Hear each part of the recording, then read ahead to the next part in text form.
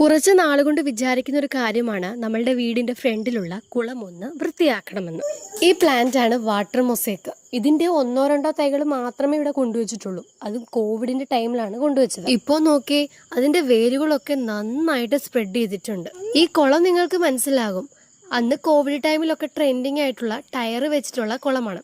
ഇന്നും അതിന് ഒരു കുഴപ്പവും ഇല്ല. ആ ടൈമില് ആമ്പല് മാത്രമായിരുന്നു നട്ടിരുന്നത്. സത്യം പറഞ്ഞാൽ ആമ്പലിനെ ഒന്ന് കണ്ടെത്തണം, അതിനുള്ള ശ്രമമാണ്. അവസാനം ആമ്പല് നട്ടിരുന്ന 2 ചട്ടികൾ കിട്ടി.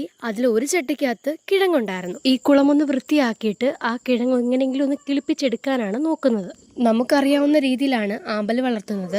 ഇതിൽ ഇത്രയും വെള്ളം ഉണ്ടെന്ന് തന്നെ ഇപ്പോഴാണ് മനസ്സിലാക്കിയത്. കാരണം കോരിയിട്ടും തീരുന്നില്ല. അങ്ങനെ ഈ ചെളിവെള്ളമെല്ലാം നീക്കിയപ്പോൾ കുറച്ച് ആഴമുണ്ടെന്ന് ഇപ്പോഴാണ് മനസ്സിലാക്കിയത്.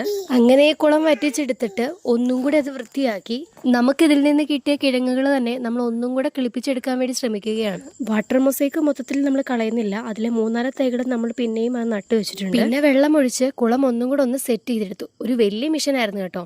കാരണം കുറച്ച് ടൈം എടുത്തു. കാരണം ഇത്രയും പായലുകളും ചെളിയൊക്കെ നീക്കം ചെയ്യാൻ കുറച്ച് പാടായിരുന്നു. അപ്പോൾ ഇത്രയും കംപ്ലീറ്റ് ചെയ്തപ്പോഴത്തേന് നല്ല സാറ്റിസ്ഫാക്ഷൻ ഉണ്ടായിരുന്നു കേട്ടോ.